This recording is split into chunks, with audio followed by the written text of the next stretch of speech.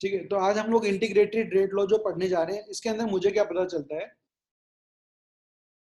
कि अगर आपका रिएक्टेंट है और वो कन्वर्ट हो रहा है किसके अंदर, प्रोडक्ट के अंदर, अगर इनिशियली टाइम पे रिएक्टेंट की कंसंट्रेशन आप मान लो कुछ ए मोलर है, ए नॉट है, मतलब टी इक्वल्स टू 0 पर इसकी कंसंट्रेशन ए नॉट है, प्रोडक्ट तो स्टार्टिंग में कुछ होगा नहीं, ठीक है।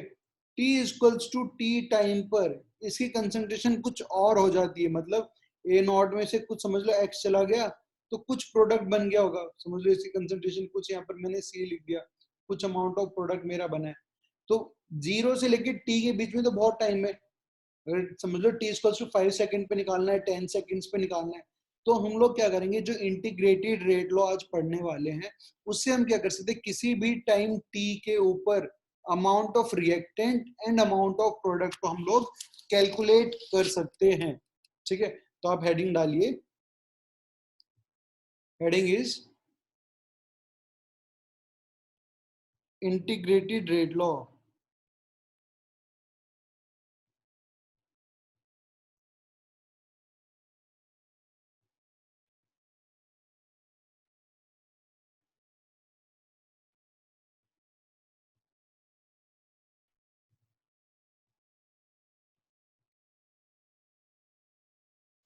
ठीक है, अब हम लोग इंटीग्रेटेड रेट लॉ के बारे में लिखते हैं। लिखिए आप, differential equation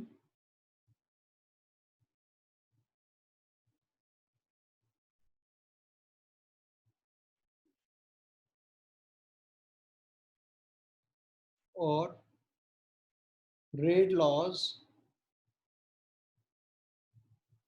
obtained from experimental data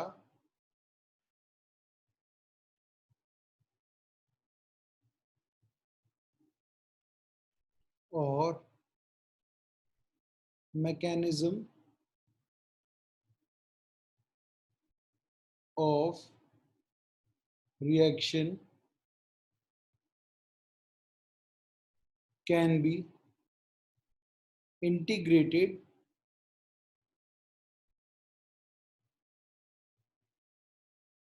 for certain time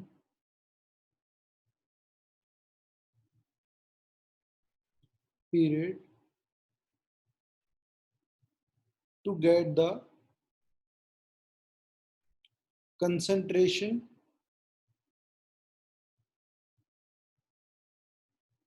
of reaction component, reaction के अंदर जो जो पार्टिसिपेट कर रहे हैं रिएक्शन कंपोनेंट की, आप किसी भी सर्टेन टाइम पीरियड पर कंसंट्रेशन को कैलकुलेट कर सकते हैं, ठीक है।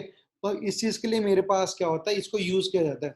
अब देखो आपका जो सिलेबस में वो 0th order first order reaction है, बस 2 ही ऑर्डर के रिएक्शन आपके एनसीईआरटी के अंदर है, ठीक है, और सेकंड ऑर्डर का कुछ पार्ट है उसके अंदर। बट हम लोग क्या करने वाले हैं, अभी nth ऑर्डर के लिए कैलकुलेट करेंगे कि आपको second order, third order, fourth order, कितना भी ऑर्डर दिया जाए आप उसको इजीली कैलकुलेट कर सकोगे, ठीक है। तो अभी आपके लिए जो मैं लिखने जा रहा हूँ आप ध्यान से सुनते जाना, क्योंकि आपको भी इंटीग्रेशन नहीं आता है, थोड़ा बहुत थोड़ा थोड़ा आता है, तो उसके बेसिस पे मैं आपको समझाने की कोशिश करूंगा। समझो आपके पास ये है और वो कन्वर्ट हो रहा है बी के अंदर, एन तो मेरा स्टाइकियोमेट्रिक कोफिशिएंट ऑफ ए है, इसकी वैल्यू 0, 1, 2, 3, 4, 5, 6 कुछ भी हो सकती है, ठीक है ना, ये ऑर्डर है एन, और मेरा ये कन्वर्ट हो रहा है बी, बी मेरे पास क्या है, कोई एक प्रोडक्ट है, इसके अंदर ये कन्वर्ट हो रहा होगा, ठीक है। मैं बोलता हूँ टी इक्वल्स टू 0 पर इनिशियली जो ए की कंसंट्रेशन थी वो थी ए नॉट, तो बी तो मेरा कुछ होगा नहीं स्टार्टिंग में। T equals to t time पर क्या हुआ, इसमें से कुछ एक्स खत्म हो गया, ए नॉट में से कुछ एक्स खत्म हो गया, मैंने लिख दिया कि भाई इसको मैं लिख देता हूँ A t, A t is concentration है time t, A t is concentration of reactant at time t। तो मेरा कुछ प्रोडक्ट बन गया होगा, इसके एन मोल से ये एक मोल बन रहा है, ठीक है, तो इसके एक मोल से कितना बनेगा 1/n, और एक्स से कितना बनेगा x/n मोल बनेगा ये, ठीक है, ठीक है, बल्कि मेरे किसी काम का नहीं है। अब मुझे क्या देखना है, मुझे देखना है जो मैंने रेट लॉ एक्सप्रेशन कल पढ़ा, गुलबर्ग एंड वागे ने दिया। गुलबर्ग एंड वागे ने क्या कहा कि आपके पास ये बराबर होगा, रेट कितना चेंज हुआ है, रेट इसका एक्स कंसंट्रेशन चेंज हुई है टी टाइम में, तो हम लिख सकते हैं dx बाय dt, इतना इसका चेंज हुआ है, is equals to k into concentration of reactant, that is a naught minus x की पावर n स्टोइकियोमेट्रिक कोएफिशिएंट। ये हम लोगों ने कल वहां पर पढ़ा था, तो मैंने यहाँ पे ये लिख दिया इसको, ठीक है ना। दोनों तरफ से मैंने रेट निकाल लिया। एक हम पहले निकालते थे चेंज इन कंसंट्रेशन करके, पहले ए नॉट था, finally A not minus x, दोनों को माइनस करोगे तो dx आ जाएगा। टाइम कितना लगा, dt टाइम लगा, ये मैंने रेट लिख दिया, इज इक्वल्स टू k। और ये वाला जो एक्सप्रेशन मैंने पढ़ा था, गुलबर्ग एंड वागे ने दिया था, k into concentration of reactant raise to the power their stoichiometric coefficient, मैंने इतना लिख दिया। अब मैं क्या कर रहा हूँ, dx को यहीं पे रखता हूँ और इसको a नॉट माइनस एक्स को नीचे लेके आ गया, a not minus x raise to the power n is equals to k को ऐसे रखा, dt को मैंने उस साइड मल्टीप्लाई कर दिया, ठीक है। इतना काम मैंने कर लिया। अब आगे क्या करने वाला हूं मैं, देखो ध्यान से, मैंने इसको लिखा dx upon a not minus x raise to the power n is equals to k dt। मैं दोनों साइड अब इंटीग्रेट करने वाला हूं। अब मुझे क्या हुआ, इंटीग्रेशन के जो मुझे फॉर्मूला पता है वो तो ये बताता है, integration of x to the power n dx का जो इंटीग्रेशन होता है वो होता है x to the power n plus one upon n plus one plus C constant. ये इंटीग्रेशन तो मुझे पता था, बट इसका इंटीग्रेशन मुझे नहीं पता, तो मैंने क्या किया, a नॉट माइनस एक्स को मान लिया y, सब्स्टिट्यूट करने वाला हूं मैं यहाँ पर। मैंने क्या किया, a नॉट माइनस एक्स को मान लिया y, और अगर मैं इसको डिफ्रेंशिएट करूं दोनों side, d of a not minus dx की वैल्यू बराबर होगी dy के बराबर होगी। तो देखो a नॉट तो मेरा इनिशियल कंसंट्रेशन था, इनिशियल कंसंट्रेशन तो कभी चेंज नहीं होगी, तो ये तो कांस्टेंट का डिफरेंशिएशन जीरो होता है। कांस्टेंट का डिफरेंशिएशन क्या होता है, मेरे पास जीरो होता है, ठीक है, मैंने जीरो लिख दिया। और यहां से मैंने dx की वैल्यू निकाल ली, दैट dx की value is equals to minus of dy। अब ये दोनों इक्वेशन मैंने यहां पुट कर दी, मैंने dx की जगह रख दिया minus of dy upon a not minus x की जगह y की power n is equals to k dt plus c, integration of k dt ही लिखा है अभी बस, ठीक है, और कुछ नहीं लिखा मैंने अभी। और इंटीग्रेशन ऑफ dx का क्या फॉर्मूला होता है, x प्लस सी होता है, तो अब dt को भी इंटीग्रेट कर देंगे, चलो नेक्स्ट स्टेप में करेंगे। तो इंटीग्रेशन ऑफ y को अगर मैं ऊपर ले जाऊं तो क्या लिखूंगा, minus of y to the power minus n dy, this will be equals to kt plus c।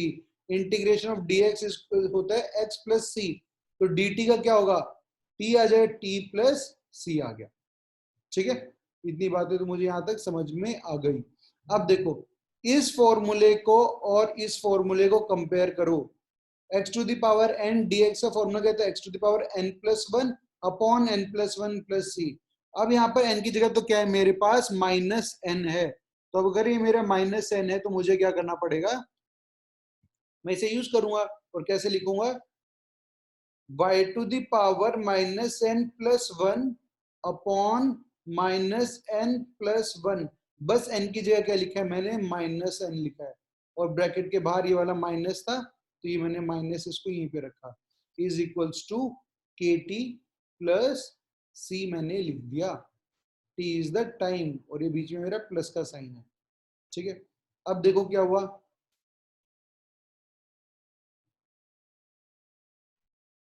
हाँ प्रवीण पूछो। सर ये वाला एक बार फिर से रिपीट कर दो। देखो ध्यान से सुनना, ये देखो मैंने बोला आपको, अगर मेरे पास मैं ऐसे लिखूं 1/2 का स्क्वायर है, तो मैं इसे क्या लिख सकता हूँ, 2 की पावर माइनस टू भी तो लिख सकता हूँ इसको ऊपर ले जाके, ठीक है। तो सेम काम किया, y to the power n है, इसको मैं ऊपर लेके आ गया और ये मैंने लिख दिया माइनस n, ठीक है। इस फॉर्मूले को, इंटीग्रेशन वाला जो फॉर्मूला है, कि x to the power n dx का जो फॉर्मूला होता है x to the power n+1 upon n+1, ठीक है।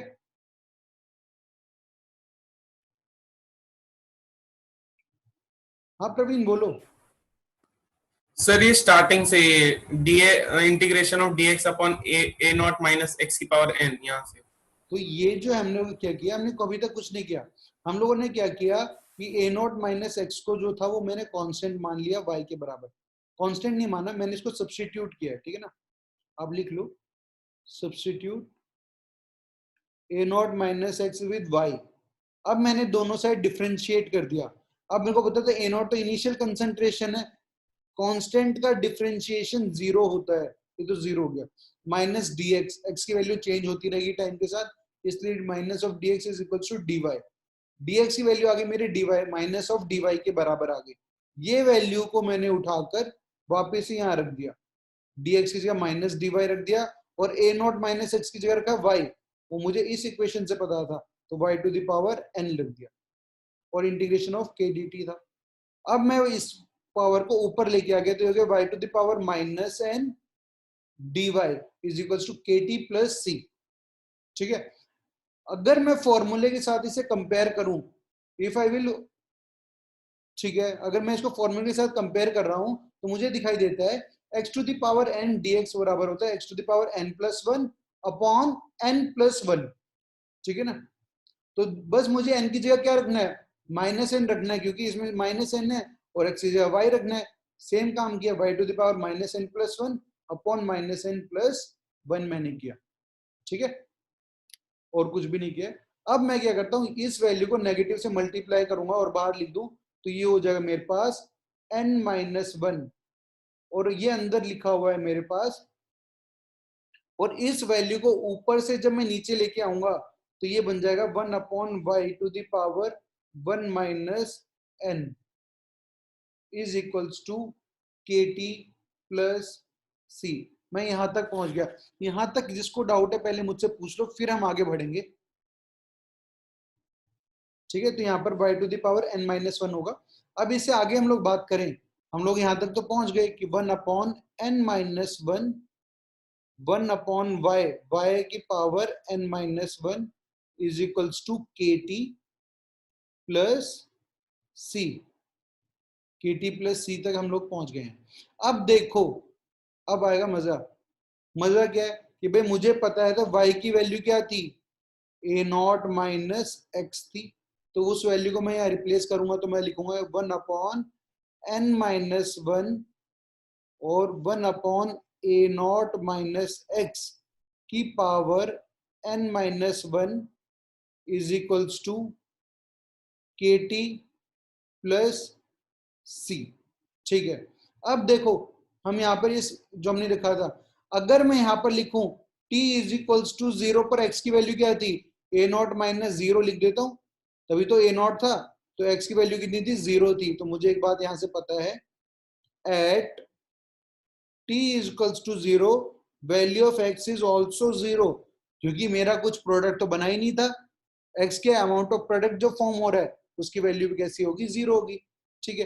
तो इन दोनों वैल्यूज को मैं ऊपर रखता हूं, तो मैं लिखूंगा 1 upon n-1 1 upon A nought, x की जगह तो कुछ नहीं रखेंगे, -0 raise to the power n-1, t 0 लिखा तो के टी भी 0 हो गया, is equals to C. This is the value of C. आप सी को उठाकर यहां पर रख दो। जब आप सी की वैल्यू को उठाकर यहां पर रखोगे, आपको जो एक्सप्रेशन मिलेगा वो मिलेगा 1 upon n-1 1 upon A not minus x raise to the power n-1 is equals to k t plus 1 upon n-1 1 upon A not की पावर n-1।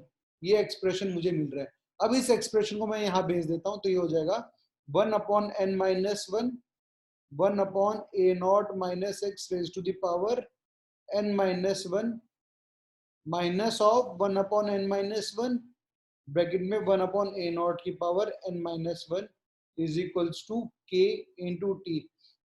n-1 दोनों जगह कॉमन है, तो मैंने इसको कॉमन ले लिया, n-1 ब्रैकेट के अंदर आ गया 1 upon A not minus x की power n minus one minus 1 upon A not की power n minus one is equals to k into T. ये मेरे पास आ जाता है nth ऑर्डर के लिए जनरल इक्वेशन, ठीक है। और अगर मैं आपको बोलूं भाई हम लोगों ने ए नॉट माइनस एक्स को क्या बोला था, concentration at time t, A t, तो हम यहाँ पर लिख सकते हैं 1 upon n minus one is equals to 1 upon A t की power n minus one minus of 1 upon A not की power n minus one is equals to k t, ठीक है। तो ये आपके पास जो हम लोगों ने ड्राइव किया है ये है general equation for the nth order reaction, ठीक है।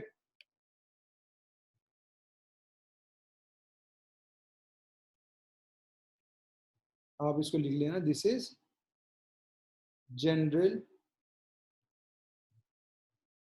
इक्वेशन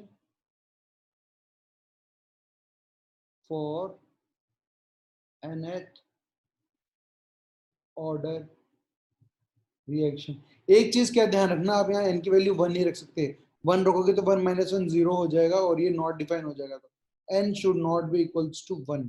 बाकी आप n की कोई भी वैल्यू रख सकते हो, 1 को छोड़कर, 1 को छोड़ के आप कुछ भी वैल्यू रखो, सबके लिए ये क्या है, वैलिड है, ठीक है। ये बात मुझे यहाँ तक लिख लिया आप लोगों ने, ठीक है। अब इसके बाद बात करते हैं हम लोग टी हाफ के लिए।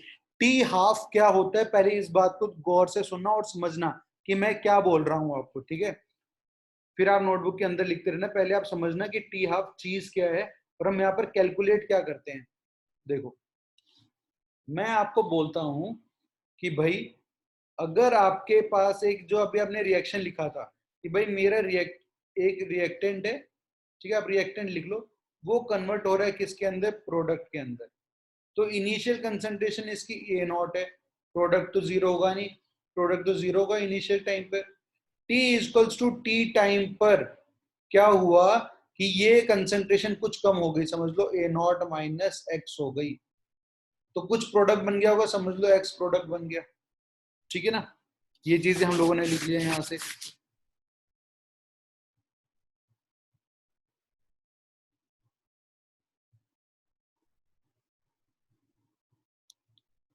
ठीक है। अब देखो क्या होगा अगर रिएक्टेंट का इनिशियल कंसंट्रेशन ए नॉट है, तो एक टाइम ऐसा आएगा, एक टाइम ऐसा आएगा जब इसकी कंसंट्रेशन आधी हो चुकी होगी, मतलब ए नॉट बाय 2 हो चुकी होगी। और एक टाइम ऐसा भी आएगा कि पूरा रिएक्टेंट खत्म हो जाएगा और पूरा प्रोडक्ट बनेगा। तो एक टाइम ऐसा भी आएगा जब इसकी कंसंट्रेशन जीरो हो जाएगी और पूरा प्रोडक्ट मेरे पास फॉर्म हो चुका होगा जो कि ए नॉट के बराबर होगा, कि जो इसका इनिशियल अमाउंट है वैसा का वैसा मेरा प्रोडक्ट फॉर्म हो चुका है, ठीक है। तो देखो ए नॉट बाई 2 लाने के लिए मुझे क्या करना पड़ेगा कि ये जो एक्स की वैल्यू है, देखो ये जो वैल्यू है A not minus x, A not minus x की वैल्यू को आप लिखोगे ए नॉट बाई 2 के बराबर, तो क्या होगा मेरे पास A not minus A naught by 2 की वैल्यू बराबर होगी एक्स के बराबर, मतलब एक्स की वैल्यू होगी ए नॉट बाई 2। तो एक्स की वैल्यू कितनी हो जाएगी मेरे पास, यहाँ पर भी हो जाएगा ए नॉट बाई 2, मतलब आधा प्रोडक्ट मेरा फॉर्म हो चुका है।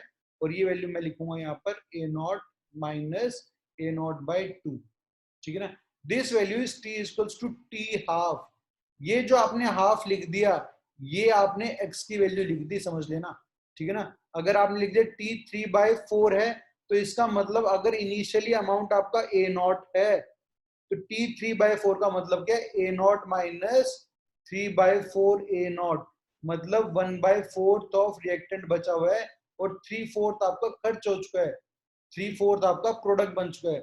अगर आप लिखते हो टी 1/3, इसका मतलब क्या है कि ए नॉट माइनस टी 1/3 है, तो मतलब आप लिखोगे 1/3 ए नॉट। ये जो वैल्यू है 1/3 जो आप ये टी के नीचे लिख रहे हो, ये आपकी एक्स की वैल्यू को रिप्रेजेंट करता है। ये बात आपको ध्यान में रखना, इनिशियल कंसंट्रेशन इनटू एक्स आपको करना है, ठीक है। तो अगर आप बोलते ये तो टी हाफ है, कब, जब मेरा इनिशियल अमाउंट ए नॉट था तो उसका आधा ही बचा है ए नॉट बाई 2। और एक होता है t equals to t completion. T completion क्या होता है, जब मेरा पूरा रिएक्टेंट खत्म हो चुका होता है और सेम अमाउंट का मेरे पास प्रोडक्ट फॉर्म हो चुका होता है, वो होता है मेरे पास टी कंप्लीशन। इस बात में डाउट है तो मुझसे पूछ लो आप, फिर हम इससे आगे की बात करते हैं। ठीक है, मैं एक बार आपको फिर से इसमें से जो जो चीजें जरूरी है वो बता देता हूँ। ठीक है, तो मैं इसको आपको एग्जांपल के साथ समझा रहा हूँ अभी, एक नॉर्मल लाइफ एग्जांपल लेके, तो आपको ये चीज और जल्दी समझ में आ जाएगी। ठीक है, देखो मैं बोलूं आपको कि भाई आपके पास t इज इक्वल्स टू 0 पर रिएक्टेंट का अमाउंट 100 था, प्रोडक्ट आपका 0 था, फिर t इज इक्वल्स टू कुछ 5 सेकेंड्स हो गए, समझ लो, तो इसका अमाउंट कुछ कम हो गया, 80 हो गया, और मेरे पास जो प्रोडक्ट था वो 20 फॉर्म हो गया। t is equals to 10 seconds कुछ हो गए, तो ये और कम हो गया मेरे पास, ये आ गया समझ लो आपका 70 के ऊपर, और मेरा जो ये था कितना बन गया, 30 अमाउंट ऑफ प्रोडक्ट बन गया। t इक्वल्स टू 15 सेकेंड्स हो गए, ये और कम हो गया, समझ लो आपके पास आ गया ये 55 पर आ गया, और मेरा कुछ प्रोडक्ट बन गया 45। ठीक है, t इक्वल्स टू 20 सेकेंड्स पे क्या हो गया, ये भी 50 था और ये भी कैसा था, 50 था। t is equals to 60 seconds पर क्या हुआ, ये तो 10 बच गया और ये बन गया था 90, और t is equals to 100 seconds या 120 सेकेंड पर क्या हुआ, ये एकदम जीरो हो गया और ये 100 प्रोडक्ट बन गया। तो इसमें देखो वो टाइम जब मेरे इनिशियल कंसंट्रेशन का आधा हो गया है, इनिशियली 100 था, ये आधा हो गया है, तो इसको बोलेंगे हम टी हाफ, ये आधा कंसंट्रेशन है। और जब ये पूरा खत्म हो गया उसके लिए जो टाइम लगा, इस टाइम को हम बोलते हैं टी कंप्लीशन। यहाँ पर मेरे पास रिएक्टेंट पूरा खत्म हो चुका है और पूरा प्रोडक्ट आपका फॉर्म हो चुका है। ठीक है, आपको बात समझ में आ गई? तो आपके पास आपको क्या ध्यान रखना है कि जब भी आपको ऐसा लिखा जाए टी हाफ या फिर लिखा जाए टी 0.50, ठीक है ना, ये T50, इसका मतलब क्या है, ये भी आधा है, ये भी आधा है और ये भी आधा है, ये 50% है, ये भी 1/2 हुआ होगा, ये 0.5 है तो ये भी हाफ ही है, टी हाफ भी मेरा हाफ ही होता है। ठीक है, तो इसका मतलब वो टाइम जब मेरे पास इनिशियल कंसंट्रेशन का आधा हो जाए उस टाइम को मैं लिखूंगा टी हाफ, मैं उसे लिखूंगा। ठीक है, तो अब देखो मुझे पता था कि जो मेरी nth ऑर्डर की इक्वेशन है, सबके लिए नहीं निकालेंगे, हम शेर लोग हम एक ही बार निकालेंगे। ठीक है, 1 - 1/n लिखा मैंने, और ब्रैकेट में लिखता हूँ 1/80 की पावर n-1 माइनस 1/a0 की power n-1, this is equals to k into t. अगर मैं जनरल इक्वेशन के लिए ही n वो निकाल लूं टी हाफ, तो बस मेरे को n की वैल्यू वैल्यू पुट करनी पड़ेगी, बाकी चीजें तो मैंने कैलकुलेट ही कर रखी है। So at t equals to t half, बताओ at t equal to t half क्या होगा, 80 का जो अमाउंट है concentration of reactant at time t, ये आधा हो जाएगा, आधा क्या होगा, A0/2 हो जाएगा। ये दोनों वैल्यू को आप ऊपर रख दो तो आप लिखोगे 1/n-1, ब्रैकेट के अंदर आप लिखोगे 80 की जगह A0/2 की power n-1 minus of A0 की power n-1, and this value will be equals to k into t half। ठीक है, तो अब मैं इसको 2 को ऊपर लेके जा सकता हूं क्योंकि ये नीचे डिनोमिनेटर के और नीचे तो ये ऊपर आ जाएगा, तो ये हो जाएगा 1/n-1, और यह आ जाएगा ऊपर 2 की पावर n-1 अपॉन A0 की पावर n-1 माइनस 1/A0 की power n-1 is equals to k into t half.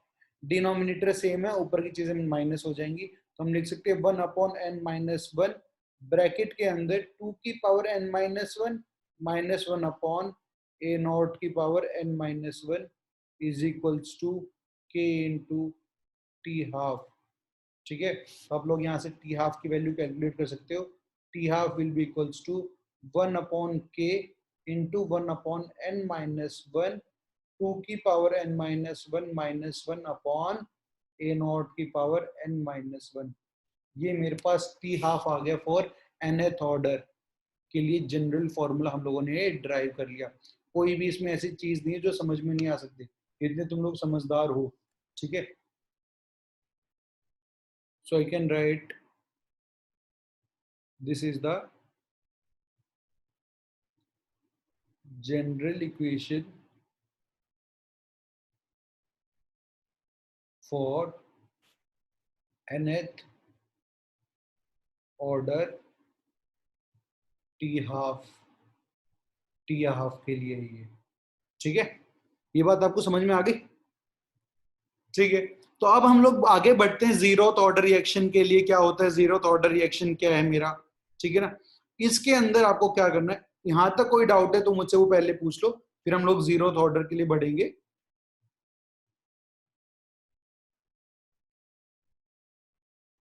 Zeroth order reaction के लिए तो आप हेडिंग डालो फॉर जीरोथ ऑर्डर रिएक्शन, मतलब एन की वैल्यू आपकी होगी 0। तो ऐसे रिएक्शंस के लिए क्या है, ऐसे रिएक्शन का मतलब कि अगर आप रेट लिखते हो, तो आप क्या लिखोगे, के इंटू कॉन्सेंट्रेशन ऑफ रिएक्टेंट की पावर 0 आएगा, क्योंकि ये जो आप एन लिखते थे ऑर्डर होता था 0। इसका मतलब क्या है कि आपका कंसेंट्रेशन ऑफ रिएक्टेंट, आप चाहे कुछ भी करते रहो, बढ़ाओ कम करो कुछ भी करो, आपका रेट वेरी नहीं करने वाला, रेट तो उसका कांस्टेंट ही रहेगा, ठीक है ना। रेट कभी भी वेरी नहीं करेगा। तो अगर आपको ग्राफ के लिए बोले कि भाई मेरे जीरोथ ऑर्डर के लिए rate of the reaction, rate of reaction यहाँ बना हुआ है और ये टाइम के साथ, तो आप बोलोगे भाई कंसंट्रेशन के ऊपर तो डिपेंड नहीं करता, रेट तो उसका कांस्टेंट रहता है, ठीक है।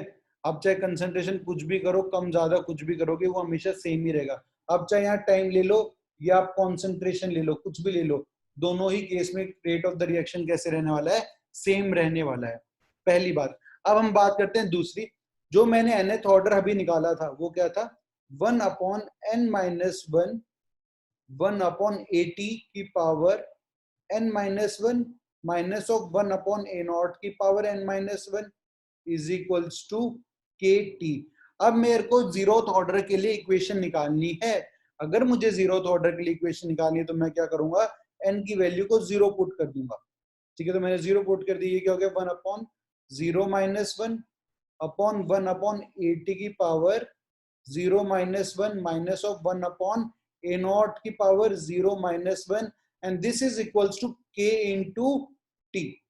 This is negative, so I will write -1 1/80 की power -1, this will be equals to 80, ऊपर आ जाएगा, माइनस a0 की power -1 in denominator will come on the numerator, it will be equals to a0 and this value will be equals to k into t, ठीक है। तो आप यहां लिख सकते हो minus of 80 plus a0 will equal be to B k into T. kt को इधर ले आते, 80 को यहां भेज देते, तो हो जाएगा ये 80 is equals to a0 minus k into T, ठीक है। तो आप लिख सकते हो यहाँ पे, ये आपका जीरोथ ऑर्डर के लिए इक्वेशन है, where AT is concentration of reactant at time t. A0 is initial concentration of reactant. K is rate constant and T is time in seconds, ठीक है। तो अब मुझे क्या करना है, एक बात मुझे ये भी पता है कि अगर मुझे प्रोडक्ट की कंसेंट्रेशन बतानी है टी टाइम, तो मैं क्या करूंगा, AT की वैल्यू मुझे पता है, AT is equals to A0 minus X, तो वो पुट अगर मैं इसमें कर दूं, AT is equals to A0 minus K into T, ये वैल्यू यहां रख दूं तो मैं लिखूंगा A0 minus X is equals to A0 minus KT। A0 से A0 कैंसिल हो जाएगा, माइनस से माइनस कैंसिल हो जाएगा, x की वैल्यू बराबर आ जाएगी K into T, where x is the concentration of product, concentration of product at time t. K is the rate constant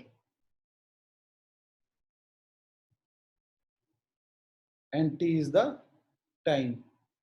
ठीक है, तो अगर आपको रिएक्टेंट की कंसंट्रेशन निकालनी है तो आप ये फॉर्मूला लगाओगे AT equals to A not minus KT, और अगर आपसे प्रोडक्ट की कंसंट्रेशन एट टाइम t पूछ ले तो आप डायरेक्ट ये फॉर्मूला लगा सकते हो X is equals to K into t.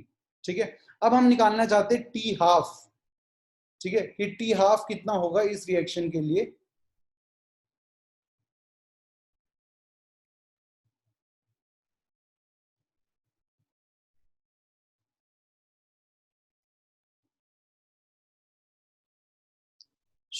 अगर मैं T हाफ कैलकुलेट करूं, मेरे को पता है at T equals to T half AT की value is A not by 2। Initial का उसका टाइम T पे कंसंट्रेशन आधी हो जाती है, मुझे पता है equation is AT is equals to A not minus KT। तो अगर AT की वैल्यू में A नॉट बाय 2 रखूं, A not by 2, this will be equals to A not minus K into T half. जब हम इसको यहां ले जाएंगे तो हो जाएगा K into T half will be equals to A naught minus A naught by 2. This will be equals to A naught by 2. तो T half की वैल्यू हो जाएगी आपके पास A naught by 2K. This will be the value of T half in the zeroth order reaction. ठीक है, और T completion अगर आपको निकालना है for T equals to T completion, मुझे पता है T completion पे AT की वैल्यू 0 हो जाएगी, तो AT is equals to A not minus KT। AT 0 हो गया, A not minus K into T completion. तो T कंप्लीशन की वैल्यू यहां से आ जाएगी मेरे पास A नॉट बाय K। तो मैंने ये दोनों वैल्यूज आपको कैलकुलेट करके दिखा दिए हैं।